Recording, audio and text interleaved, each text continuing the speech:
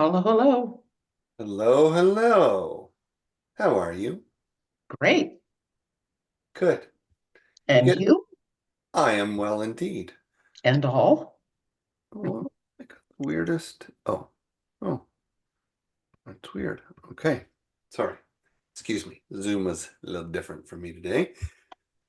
Oh, look, the gang's here. That's so great. I just got on my gallery view and I see Barbara and Sherry and Barbara and Debbie and Kelsey in the sun. Oh, so good. Carrie, Carol, Eve. Loretta and Lynn's out there. Of course, Garth. Thank you, Garth. Um, well, I have some ideas for what we might do today, but I would just love, while we take, I don't know, just take a few minutes. I'd love to hear from anyone how you're doing and what in the world is preoccupying you these days, whether it's world affairs or, I don't know, personal challenges, new practices, exciting changes. Anyone have an update? Barbara Vale. Barbara, it's been so long. What's new with you? Or is there anything in the world or anything that's on your mind these days that we all might want to know about? I don't know whether you want to know about it. But, He's like, I don't. um, well, the first thing that strikes me is that I'm looking at myself in the picture and my hair is really short. I just got it cut. I can hardly wait for 2 more weeks to pass until it gets a little longer.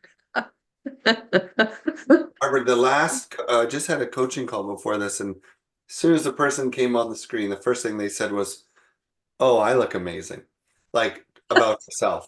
And I laughed so hard, I laughed for about a minute because I said, as much as we like, especially in our spiritual circles, we like to believe that we're beyond that. It's pretty hard when you have a big screen with your face on it, not to stop for a moment and have at least some evaluation of whatever, your hair, your face, your lighting, your anyway. So there's that. It's Nice. enough. Anyone else have something on your mind? Now, Dawn, you haven't really spent time with us. Or much anyway. So we take the first few minutes just to kind of let people show up and make small talk. So It's um good to see you, Jonathan. It's good to see everybody. and good to see you. Thank you for being here. And I Um just want to say it's really good to see you, Don. I'm happy to see you. Me oh, too. I didn't see you till you just said it. I didn't look, and there you are. there's Dawn. Some of our And peeps. Yeah. are you in Yeah, Sacramento or where are you, Dawn? yeah, I'm in Sacramento. Yeah. Oh, great. That's Yeah. neat. And Sherry, what's going on over there? Hello, everyone. Actually, I just want to comment that I feel like I know so many people just from watching the recordings. And so it's strange because nobody knows me, but I feel like I know you, all Uh, of you. But I would love to add to that, to the comment about looking at yourself and everything. And I think that is what is so difficult for so many of us when we know that there's something that we can ways that we can step up and we can serve, and then the fear behind putting yourself out and stuff like that. And so that for me is very personal. And it's interesting that she said that, because as soon as she had mentioned that, it's just like, Barbara, as soon as you mentioned that, it's like I could relate to what you're saying. And then Jonathan, what you followed up with. So I just wanted to share intimately that I know what that's like. I'm personally going through that myself too. But I'm happy that I'm doing it because it feels better to come from my heart than to let fear stand in the way. So that's the only thing I have to say about that. wow. That's quite a thank you. That's a profound reflection to already prime the pump here. Um, so thank you. And then someone it's all connected though, right? Someone will put in solar eclipse. Lynn is heading off to, is that Arkansas? AR? Do you want to tell us, Lynn? Oh, Arkansas. Yeah. That's fabulous. Um, anyone else? Any big events, insights? I have a big event this weekend. Yeah. There's the Heart of Oneness Fair in Edison, New Jersey, Friday night, Saturday, and all day Sunday. And I'll be reading tarot cards and gemstones at the fair. Ooh, you read gemstones? Yeah, How do you do that? I have people hold gemstones while I'm doing the tarot card reading, and then I'll see different figures and get impressions from it. Oh, that's cool. Yeah. Oh my gosh. Well, that's interesting. It's funny because in my hand I have this one deck that I use. It's an oracle deck, not a tarot deck.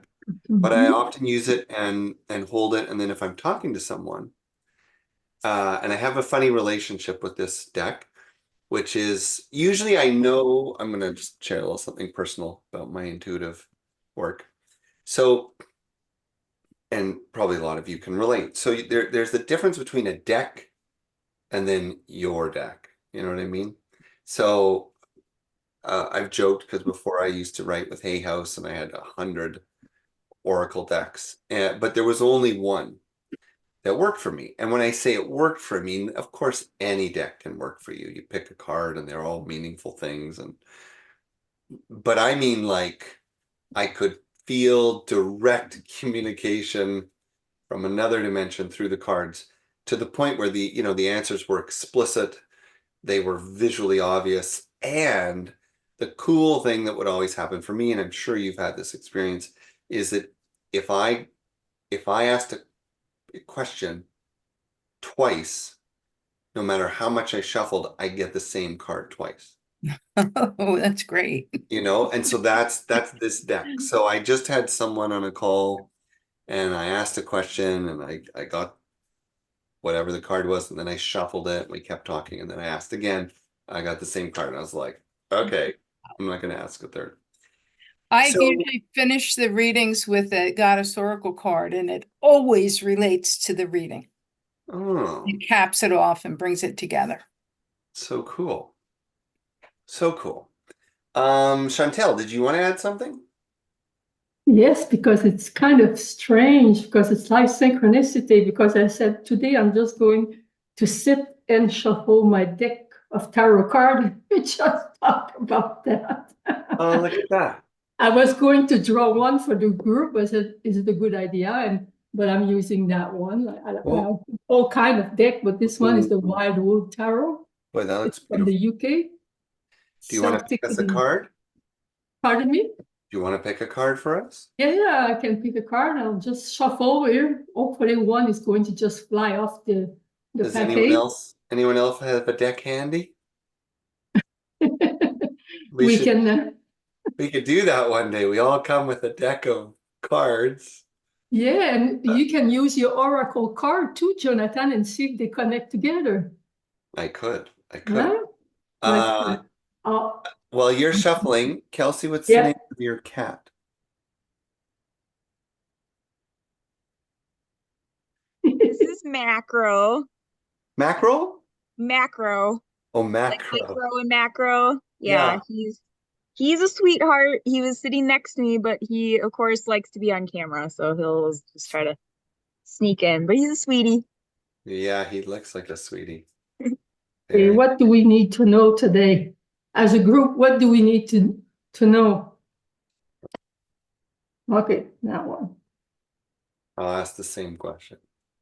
I don't know, it's just because they are different, but they are tarot cards in a different fashion. And It's the Queen of Vessels, salmon.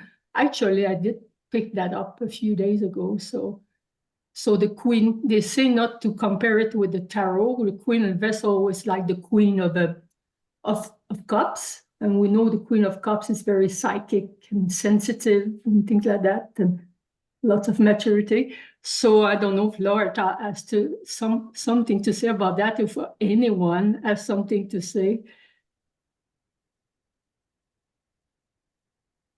About that card? Yeah, and the salmon, well, the salmon is going against the stream. That's the interpretation. it's going against the stream, but it's not forcing it. It's just going with the flow against the stream, and he's able to do what he needs to do.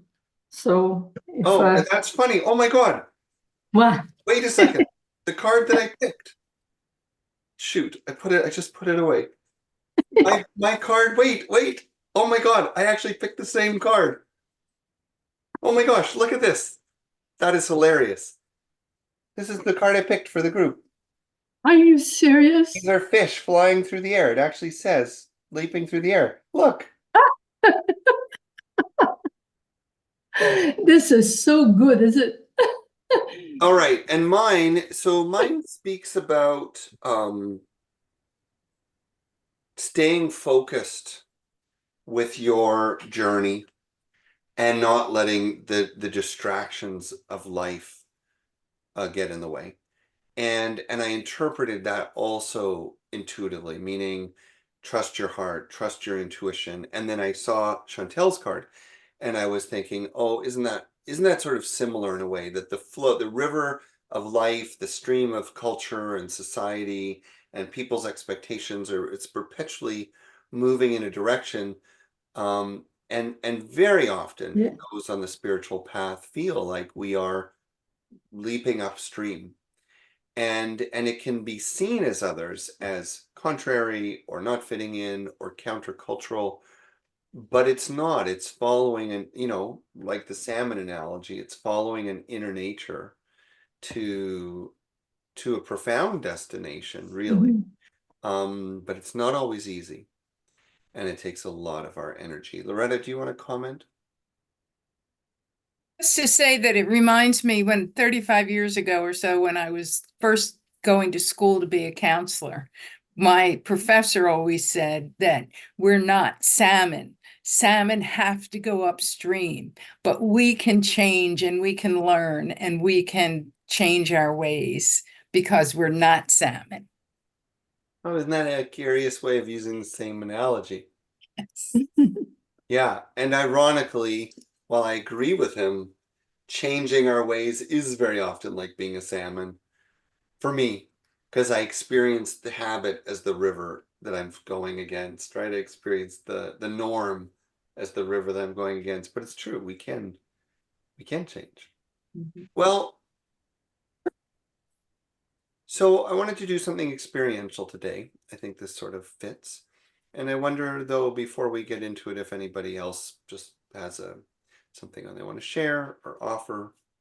I have something little. It's not little, but Yeah. It's kind of heavy. You may have met Michael Moran, Jonathan. He was our co-founded minister for Spiritual Life Center. Oh. And he passed away last week. And he was 76 and he was living in Idaho and he was retired, but he's not on the planet. And our community, Dawn knows him as well as Jan, and he just was so huge in interfaith, and unity was our group. And it's hard.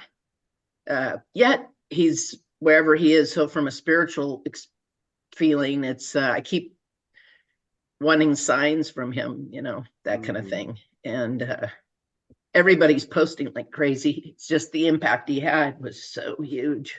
So I just want to throw that out. And well, thank you. Yeah. We can kind of hold him with us today. Okay. Michael Moran. Yeah. Michael Moran. Thank you. Thank you.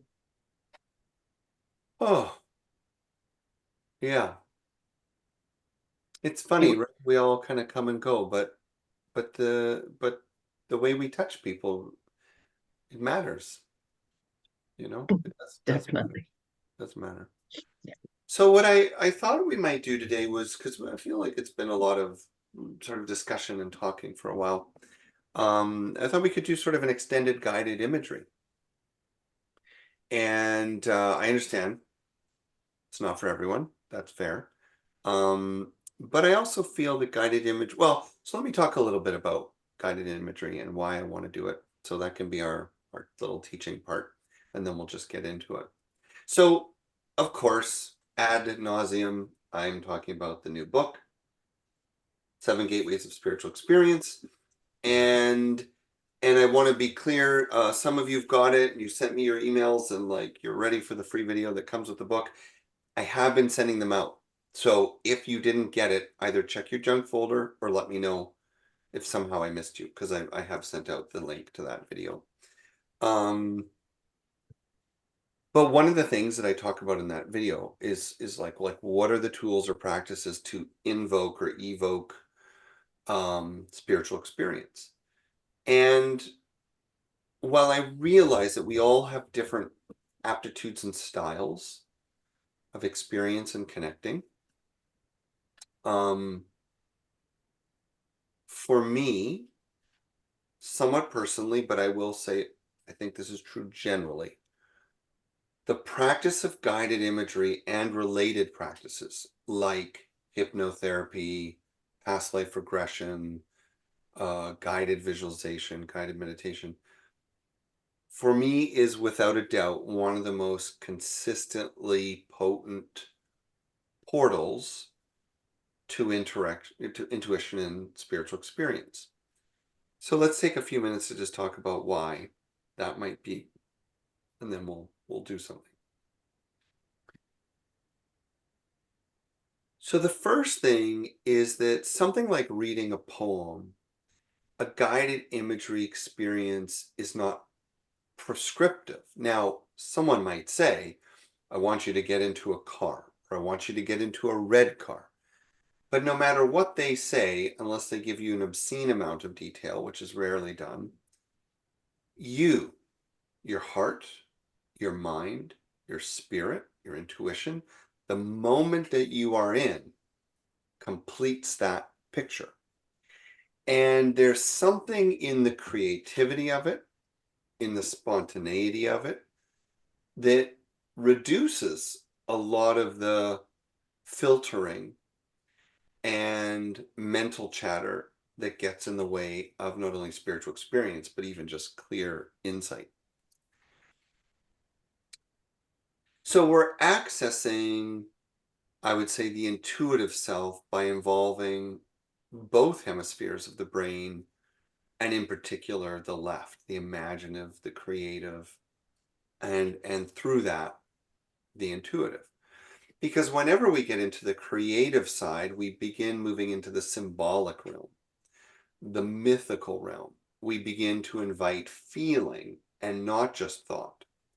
And for many of us, when we are in guided imagery, even actually regardless of whether we are visual and we see the red car or we don't see the red car, we have a lot of sensation and feeling. So, over the years, I've known some people who will say, I hope it's okay when you do the guided imagery, I don't see anything, but I feel it. Like I feel energy in my body as we go through the journey, or I feel the power of the words, or they might feel emotions or sensations. When I guide a guided imagery, I try to invite and remind people to access all of that. So you'll hear me say, what do you see and what do you smell and what do you feel? Things like that. And the only great way to participate, I think I can say that, is without a lot of overthinking, right? So whatever comes up, be curious, be open, right? Go with it, go deeper, trust it, follow it, as opposed to, well, why did I see that kind of red car? And I don't even like that kind of red car. And oh, I think I just picked the car my dad had, and that's kind of obvious. And like, don't waste your time with that sort of stuff, right? You just trust that there's a higher wisdom at work. So then the next sort of aspect of guided imagery for me is like, well, what are we accessing? Well, at the most sort of brutally narrow level, if someone were to be cynical and say, well, I don't think it's really spiritual guidance, I don't think there's any intuition, this is just psychology, I would say, great, so let's access our psychology. And if I ask you to pick a red car and you pick a old red truck as opposed to a bright red sports car, we know from just good old-fashioned psychology, that those are symbolic. They're metaphors. They're going to have some meaning for you. And if that's all it is, it's just you playing with the symbols and the meaning of your life, great. That's a wonderful place to get to. In fact, I did an interview that's now on my podcast with Bernie Siegel. Some of you may remember at the time, in his day, very famous physician. And I'll be interviewing him again, actually, because he liked talking to me, and he said he's a lot more to say. And he is, he's older and not always that focused, but I'll tell you, everything that comes out of his mouth is pretty awesome. And when I say older, I mean like he's in his 90s. So I don't mean that in any disrespect. I mean, he's definitely been on the planet a long time. But over all the years and all the things he's experienced, he talks a lot about the power of art in therapy for people to draw a picture of their illness, or draw a picture of themselves happy, or draw a picture of their, ideal situation or family or whatever it is. And it's the same sort of principles that apply, that we're moving the analytical mind out. It's still present, but we're inviting the creative, the exploratory, the symbolic. And more often than not, what comes through is very psychologically meaningful and relevant. And more often than not, and interestingly, this is not just true of guided imagery, but also art therapy. There are also spiritual things that come through. This was one of the primary tools he used in working with people for decades. And he talked about how not only was the image that people would draw, and we're not talking about artists, we're just talking about ordinary folks, that the images were not only illustrative of their inner world, but very often when people were really surrendered and open to the process, the images would sometimes reveal unexpected things, like stories. Like he'd tell me stories. These weren't all on the call. He told me stories about how someone might draw a picture of their doctor. Like, I just found out I have cancer and I'm going to go for treatment. And they would just make up an image of the doctor, right? They wouldn't know if it was going to be a man or a woman or whatever. And then the picture that they drew, just sort of on a, Thursday afternoon at a cancer support clinic, would actually turn out to be like a pretty good picture of the real doctor that showed up, 2 weeks later. Or I'm not going to give you more examples, but these kinds of things. And the point is that when we are in our creative self, when we're in our symbolic mind, we are not only accessing a deeper level of meaning and energy in ourselves, I do believe we are that much closer to the meaning and energy that lives beyond ourselves. And that very often, if, however you want to say it, if God, the universe, if the spirits and energies that guide us want to be expressed, they will use these opportunities because we are present and available in a format that allows the communication to happen intelligibly, meaning we can look back at a guided imagery session and then really hold the messages that come up, or the images that come up, and wonder, did I really create that, or did something else give that to me? The last thing I think I wanted to share to set this all up and just talk about guided imagery as a tool for spiritual practice, which is the theme of the day that I had in mind. But the last thing is that there is a step beyond this. And some of you have experienced this, where it's now not just important psychological patterns, and it's not just the possibility that something is informing those patterns or in dialogue with us. The third sort of step of this is that sometimes we feel viscerally in our bodies that someone or something has quite literally come to us in the vision. And I, in my life, because I've facilitated hundreds of these things, it's incredibly common for people to feel energetically and emotionally something else present. Now, the trick, of course, with guided imagery, as with spiritual experience, is then what do we do with it? Because a lot of people will be like, oh, well, that was a fun thing to do at a resort, you know. Oh, that was a fun thing to do online, but I gotta go get chicken in the oven or whatever it is. But if we sit with it, or we reflect on it, or we write about it, or we talk about it thoughtfully, I'm cautious about people sharing things too much for entertainment. You know, like, oh, we did this cool thing today. Well, you know, get a load of this. But a little more when it's reflective. Then what we find is that those experiences can reveal even more than we thought. And we can even continue the dialogue with that higher wisdom as we journal or as we think, or even if we revisit the same thing as we head to bed.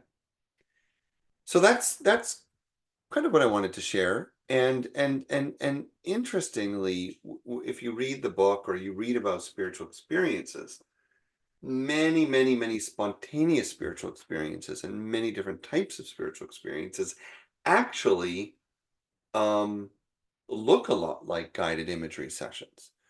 In other words, many guided imagery sessions are kind of modeled off of the nature of spiritual reality, the nature of spiritual experience. So sometimes we are prompted in a guided imagery session to experience something that is within the categories of spiritual experience. So that's my spiel today. And I wonder, before we get into something experiential, if any of you would just like to say something about your experience of guided imagery, or how it works for you, or something that's happened for you, or maybe you've used it in your work or your healing. I would love someone to jump in. Don't make me pick. I'm going to pick. Kelsey. Haha, I picked you. I have two other people I'm going to pick on here. There we go. You know, I know a little bit about some of your interests, and I do happen to believe that guided imagery can help people, the people you want to help, with all of them. But what's your experience of it? And I don't know, is there anything coming up for you that you just want to add or ask or whatever? Yeah, I think for me, it's typically like I can connect with the spirit world a lot through meditation, and especially like guided imagery meditation, if someone else is guiding it.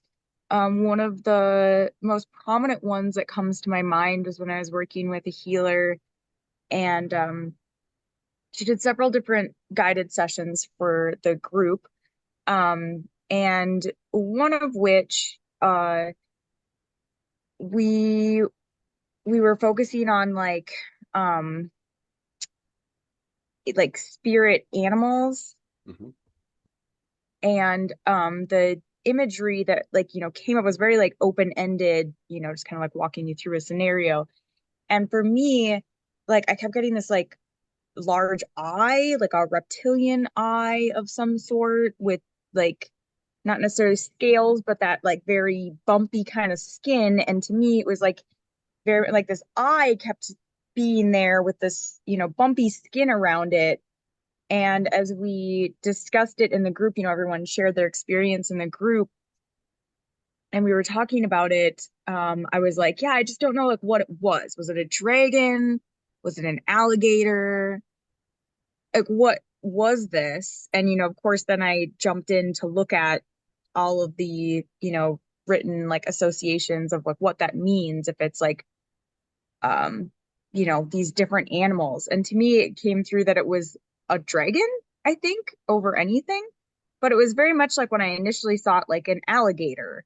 And I can't for the life of me now, I think this was a couple of years ago, I can't remember like what it was when I looked it up that it meant.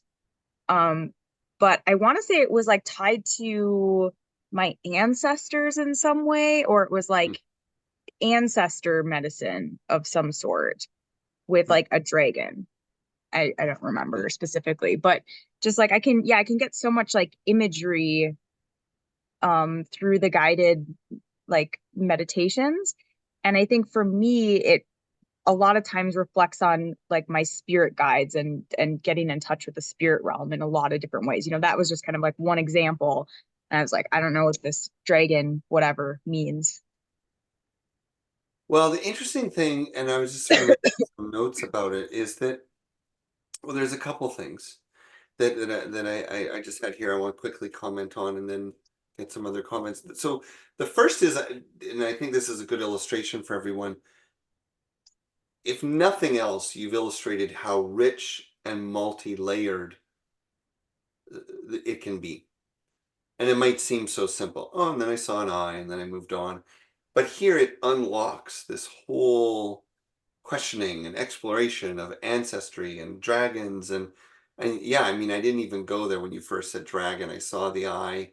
I thought of the opening of the third eye, which is often something that happens for people. They see a big eye in a visualization when your own intuition is opening. But then for that eye to be a specific eye that might reconnect to an ancestral lineage, it's profound. And we're not here to get into that except to say, what a good illustration of how, and this was in a group? Yeah, this is like a guided group session. Exactly. So here it's as simple as a guided imagery in a group, and yet so profound. And the other thing I just wanted to add to this story, because it didn't come up until you recalled this or whatever, when you said I again, it dawned on me. The second bit of this is not only was I like, I looked into, okay, what does like a dragon mean, yada, yada.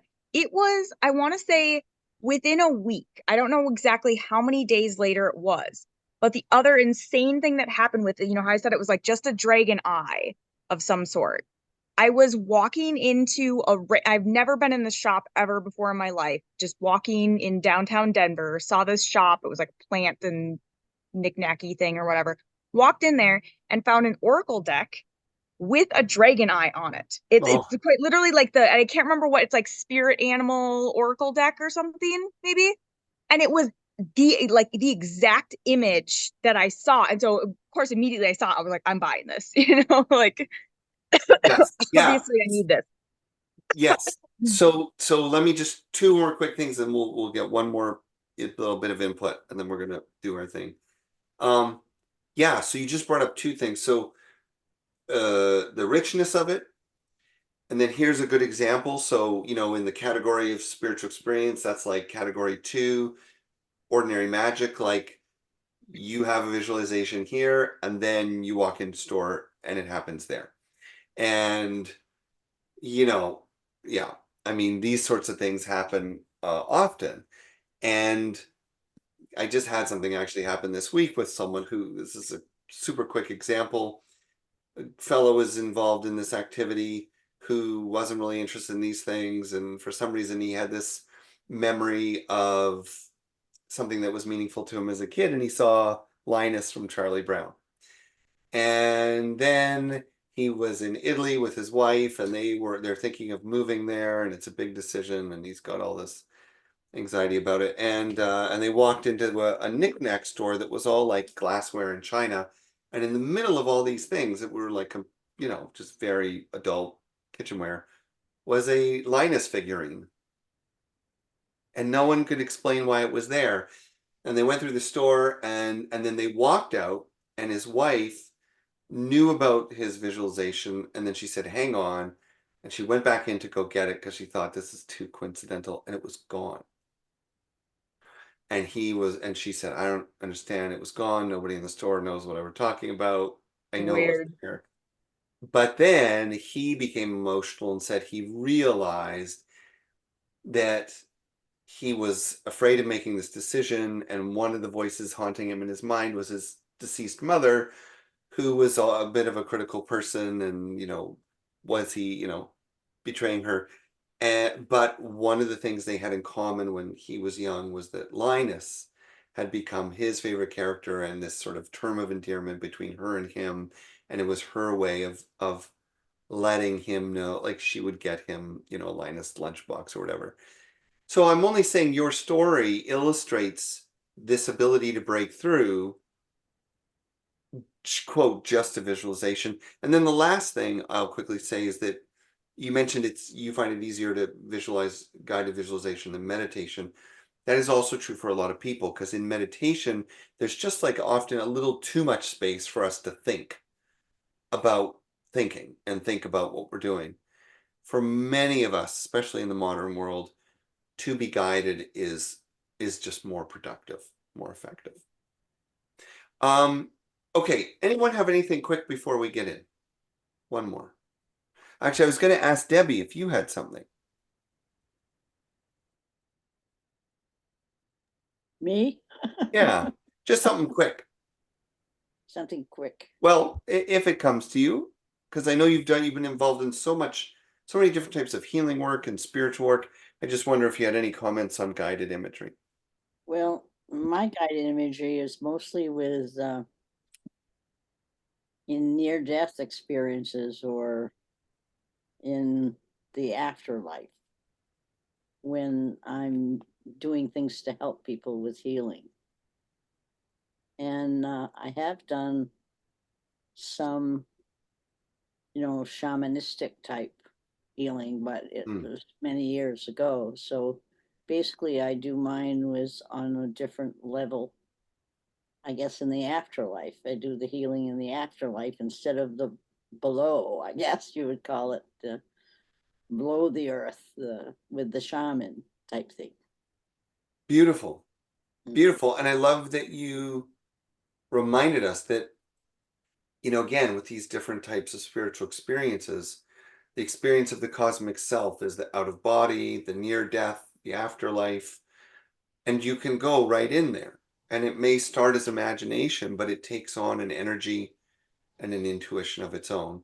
And you also remind us that that visionary realm is not just the realm of modern, psychology and hypnotherapy and nursing, but this is the ancient technology that had been used by traditional healers and shamans. So, It's really below or above, but yes. different dimensions. And also, I'd like some time for you to get into more of the drawing aspect with imagery. Maybe that would take a little more time, Yeah. I'm interested in, I've actually wondered if one of our sessions I might be able to remind people beforehand to bring paper and pen or something like that. That could be really fun.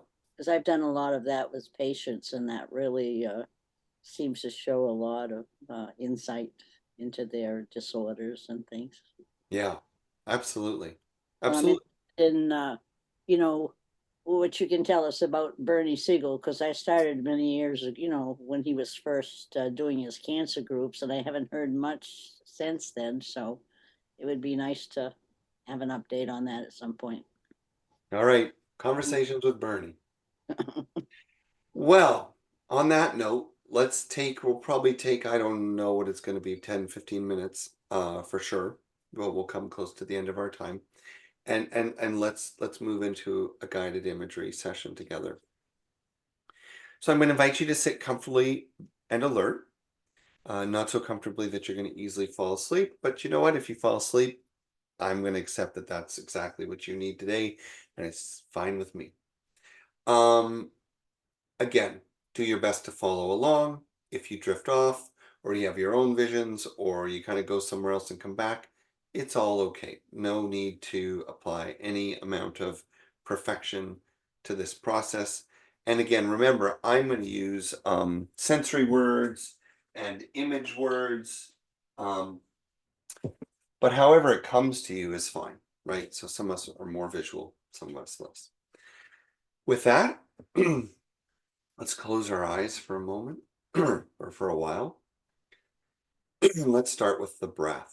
This is always where we start. I'm going to encourage you to take a few big inhales, exhales, 3 big sighs, almost like a sigh of relief.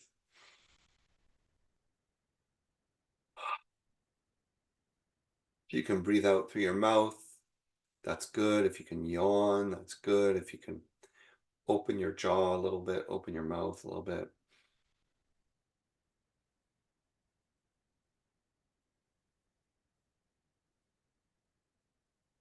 Feeling your body already beginning to settle down, and then slowly drawing the breath in. And as you get to the fullness of your breath, just sort of sip a few more breaths. You can do that in through your nose. So big breath in, and then draw, draw, draw in. Hold for a moment. Long exhale.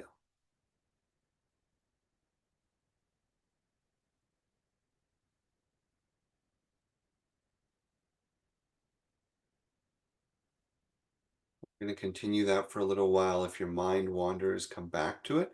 The full breath in through the nose, then the 3 extra sips. Hold a moment, and then the very long extended exhale. We're going to do this for a couple minutes.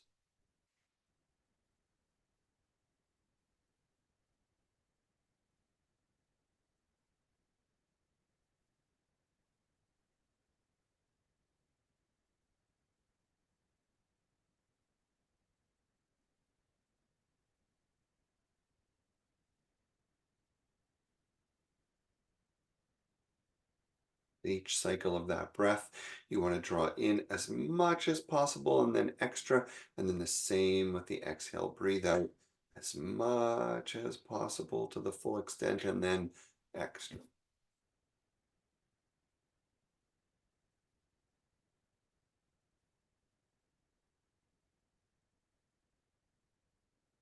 Feel your body soften, feel your mind growing quiet. And more than anything, it's just the sensation of being relaxed.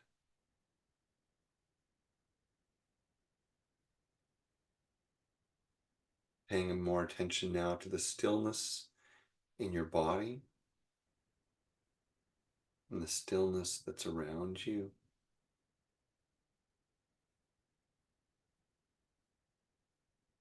And becoming aware of a guiding light and energy that's above you. Could be like the sun, could be like a star, could even be close to you, like the shining orb of your higher self, but it's a beautiful light that you can imagine, sense, or feel. It feels like blessing, like love.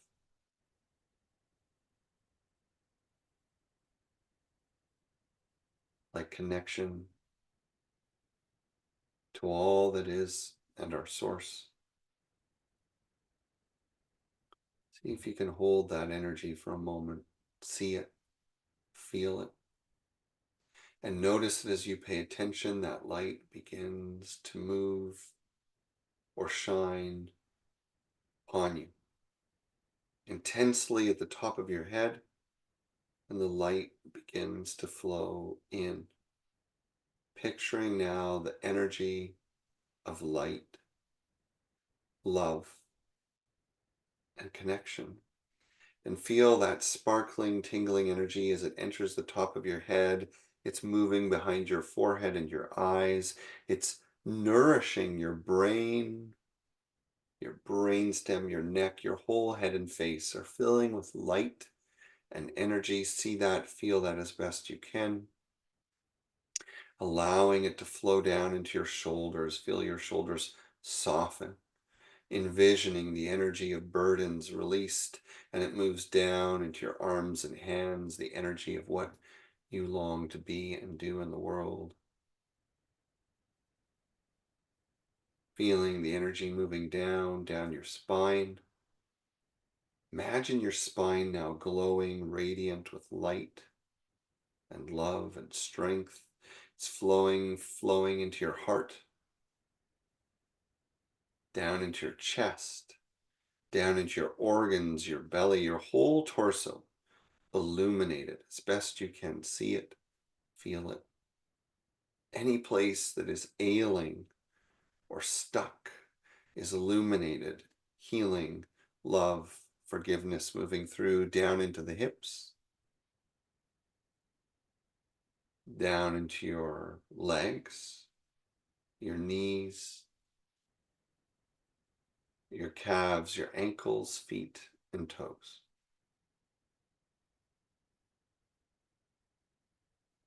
See if you can feel that light and energy traveling through your legs. Imagine what it would be like. See it as best you can in your feet, even swirling around your glowing feet.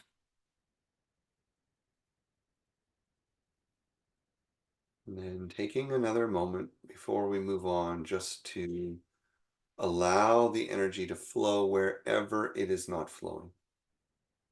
Any place that feels stuck or dark or disconnected, bring the light in and fill this sphere of energy within you and around you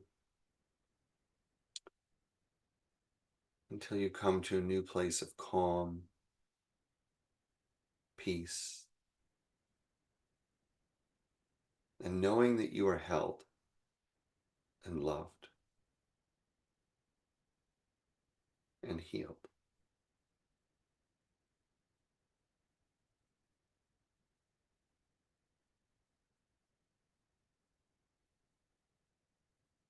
Imagining now that this journey into the energy has moved you through time and space, and when your inner eye opens, your physical eye still closed, imagine yourself standing at the top of a beautiful hill or an elevated place in nature, a magnificent landscape stretched out before you. Could be on the side of a mountain, top of a hill, a rise in the landscape, but as best you can see, feel, imagine what it's like to look out from that place. What do you see in the distance? What do you see around you? What's the ground at your feet like? If you shuffle your feet, what's the sound? Can you smell anything? Is the day warm or cold or cool? Is it windy or calm?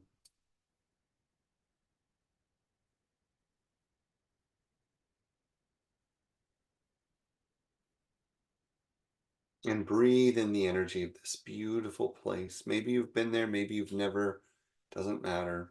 But here in this moment, everything is vibrant and radiant around you, and you can drink in that energy through your body, your feet, your eyes. And you'll notice, if you haven't already, there's a trail or a pathway that leads on from this place that you are.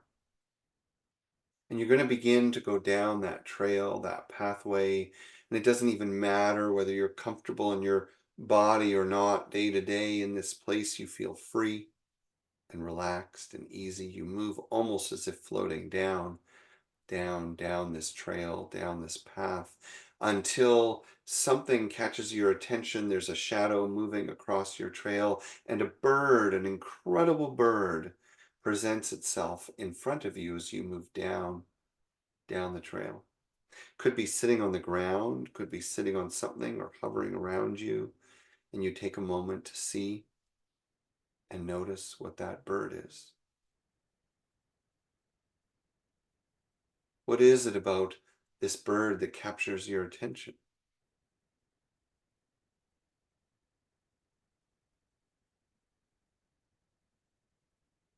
Is the bird somehow connecting with you or communicating with you? It might not, just silent, but there's a sense it's there for you. It wants to guide you. So follow it as it moves down the trail ahead of you. It's leading you somewhere. It's beckoning you forward. So see yourself as best you can, walking down the trail, the path, down, following the bird.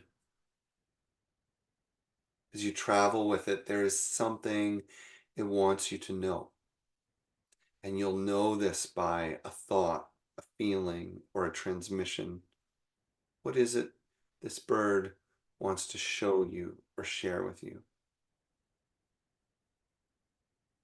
Just in simple words, simple feelings, can you catch it?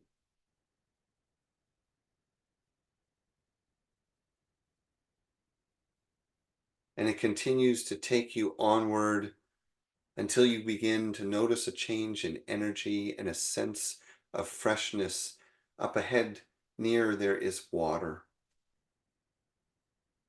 You follow the bird till it takes you there. It could be anything that it brings you to, a lake, a river, a stream, an ocean, a pond, a puddle. Only you know where you've been guided and what it is you see and feel. So let yourself come to the water's edge, where the bird will leave you. And you can feel in your heart any gratitude, any words of thanks or closure. And then here by the water, as you observe and feel its beauty and cleansing energy, you're going to be surprised to find that you are holding something. You're carrying something that feels like a burden. You're carrying something that feels like you don't want to carry it anymore. Take a moment. This may not come immediately, or maybe it's there and you don't even understand it, but you are carrying something that has the weight of something you need and want to release. It could be a stone or a chain or whatever comes. It could be a photograph. It could be an energy. Only you know what this burden looks like. And as you hold it or feel it or sense it, allow yourself to understand. Allow yourself to understand why you're carrying it. Why did you pick this up? How has it served you in a way, even if it wasn't intentional? And what does it hold that you long to be free of? See it, feel it, imagine it, even picture energy flowing from your body, your heart, your mind into this object.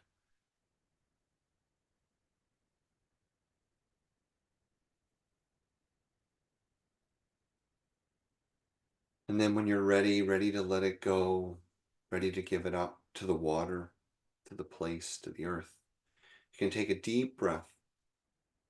And then with a breath of forgiveness or kindness or gratitude, whatever you need, you see yourself releasing the burden. Maybe you drop it, maybe you throw it, maybe you destroy it. Only you can see that or feel that or know that. Give it up. Let it be transformed. Let it be released. And now with your breath, breathe out, letting that go. Letting that go. All that was in there, all the energy, all the feeling, all the stories behind it. Let it go. As you bring yourself to a place of peace again by the water. And with this release, you allow yourself now to be nourished, and you take the water and cleanse yourself in some way. Maybe it's just washing your hands or rubbing down your arms. Maybe you jump in. Maybe you wash your face. Only you know. But you go to release. Release into the light anything that is not of the light. Release into the light anything that is not of the light. Release whatever is no longer yours to carry, and you feel the cleansing and the freshness.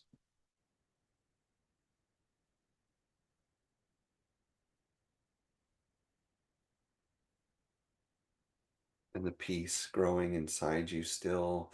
And then when you're ready, you bring this to a conclusion and you prepare yourself to make the journey back.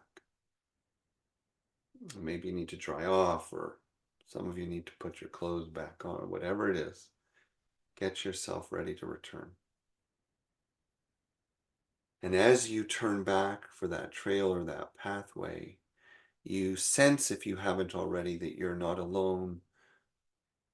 There's someone in the near distance waiting. Someone waiting with love and wisdom. And you move towards that trail where they are till you can see them clearly, feel them, and they can see you, feel you.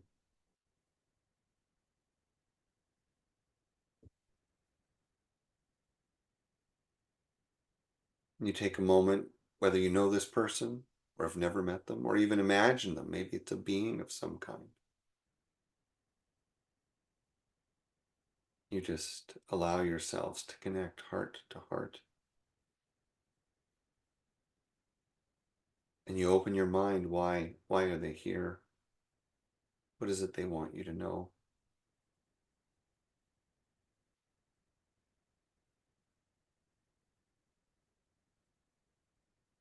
What is it you would like to say to them or ask them?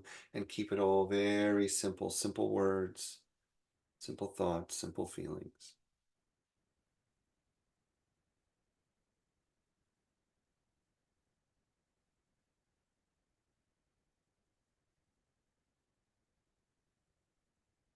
And then when you're ready, you bring this exchange to a close, whatever that needs to be, as they prepare you to move on. And then you find that trail, that path, or whatever brought you here, and you begin the journey back up, up, up towards today. As you move up, you find the images begin to fade. You find a growing lightness in your heart, a sense of peace and grounding, sense of release, and you rise up, up, up, until you are aware of your screen and your body and these wonderful people here with you now. We offer love and blessings to each other. And in a moment, we're going to close. We're not going to talk or visit or tell people what we saw. We're just going to open our eyes, see each other with a smile or a hands together or hands on the heart. Just be grateful for being able to be in this space with each other and trust that we are sharing in the energy of each other, that we are being blessed by the journey, the visions of each and every one, even if we barely saw or felt a thing. We are in this healing space together. And then when you're ready, we're going to return to our gallery of friends, open our eyes. And thank you. I want to thank you all for being here. And I want to end just silently because I want to encourage you just to be with whatever you have felt. And if there's a lot there, then take time to feel it, think about it, write it. If there wasn't a lot there, it's still okay. You can still be with the peacefulness of just sitting quietly. And so I say thank you. And I'm very grateful. And I hope to see you next week. So with that, lots of love and be well.